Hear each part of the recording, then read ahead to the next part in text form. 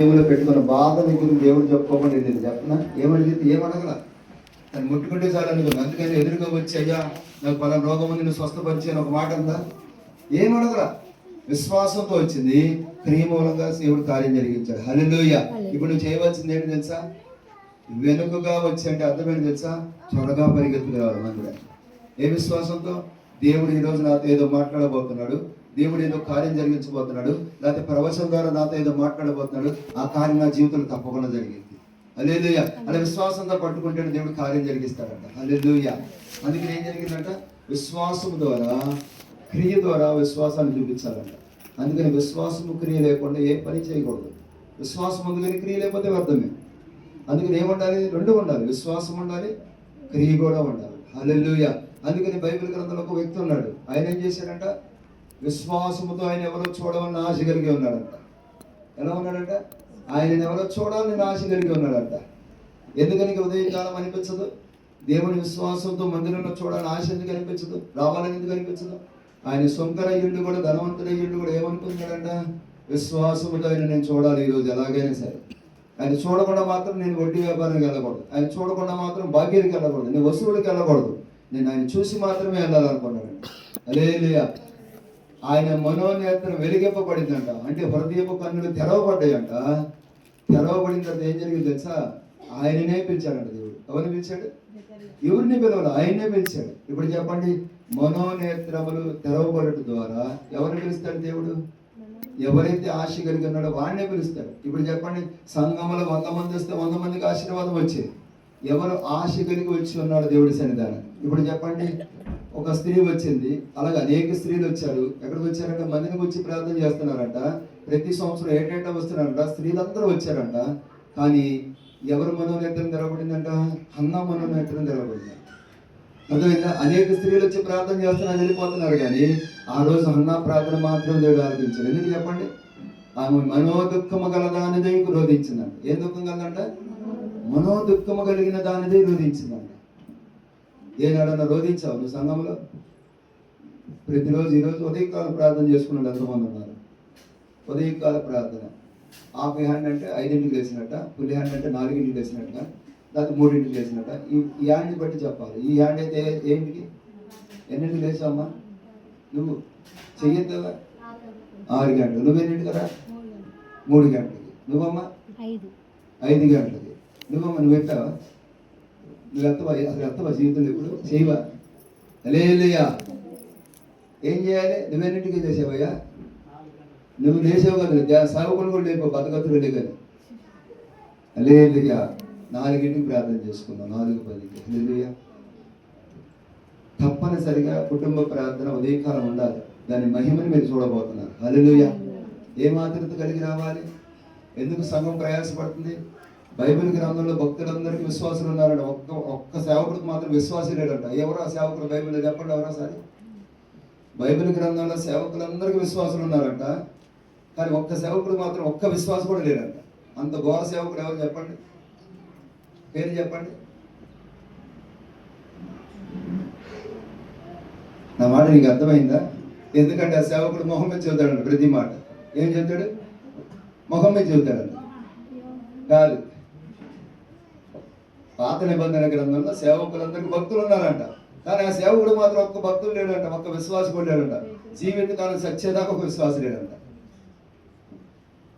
మనుషుల ప్రేమను పొందుకోలేకపోయాడంట. ఎందుకంటే దేవుడు చెప్పమన్నది చెప్పాడంట. అది చెబితే వాళ్ళకి ఎగుటుగా ఉందంట.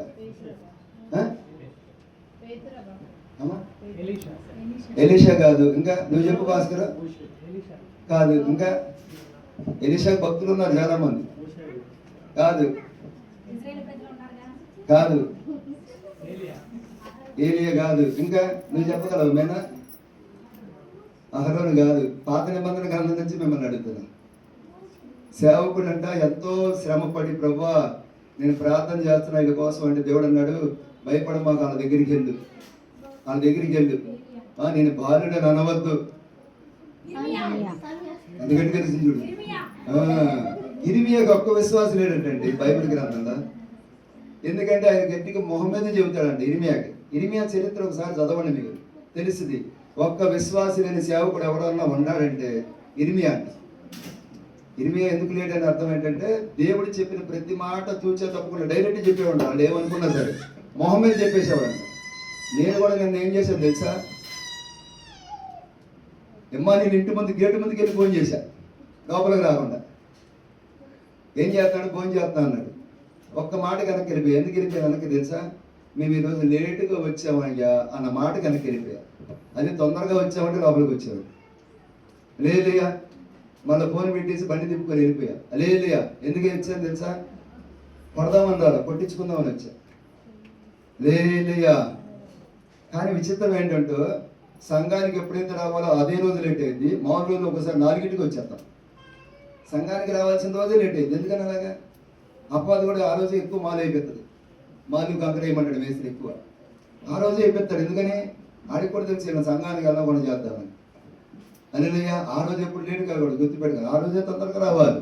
అందుకని బైబిల్ గ్రంథంలో ఎవరు ప్రేమ పొందుకోలేదంటే విశ్వాసం ప్రేమ ఇరిమే పొందుకోలేదంట. ఎందుకని, అయ్యా నేను బాలుని అనవద్దంటే నువ్వు వెళ్ళు, నేను చెప్పవలసింది చెప్పు, వాళ్ళు కొట్టినా శిక్షించినా నేను జైల్లో పెట్టినా నేను విడిపిస్తానన్నాడంట. లేదయ్యా. అందుకని మీ ఆత్మీయ కన్నులు తెరవబడితే దేవుడు కార్యం చేయబోతున్నాడు. హల్లెలూయా. ఆత్మీయ కన్నులు తెరవబడతామంటే అర్థమైంది, బైబిల్ గ్రంథంలో ఒక పెద్ద సౌండ్ వినపడుతుందంట రహదారి మీద. సౌండ్ వినపడుతుంటే ఏం సౌండ్ అని అడుగుతున్నాడు. పక్కన అడుగుతాం. ఏమడుగుతున్నాడంట, ఏమిటి ఆ శబ్దం అని అడుగుతున్నాడంట. ఏమిటి ఆ శబ్దం అంటే, ఇగో ఈ దారిలో ఎవరు రాబోతున్నాడు, యేసయ్య వెళ్ళబోతున్నాడు అన్నాడు. హల్లెలూయా.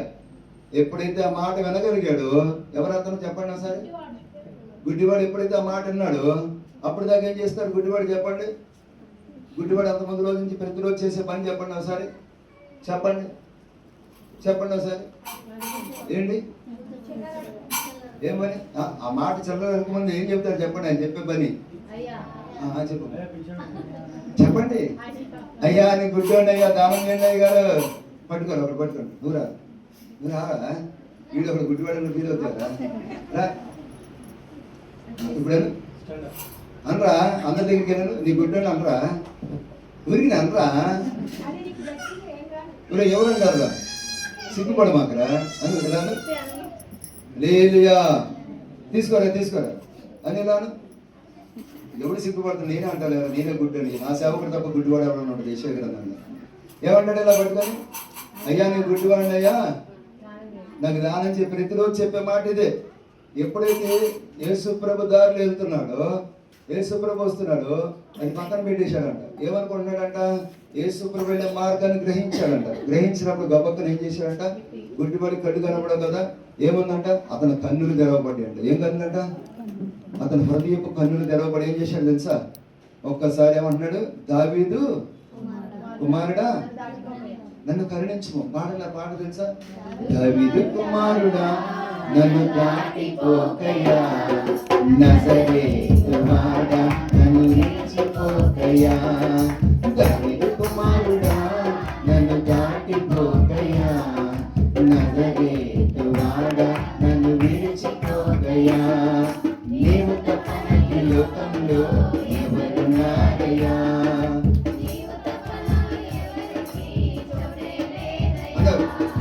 నీవు తప్ప ఈ లోకంలో ఎవరున్నారయ్యా. నీవు తప్ప చోటే లేదయ్యా.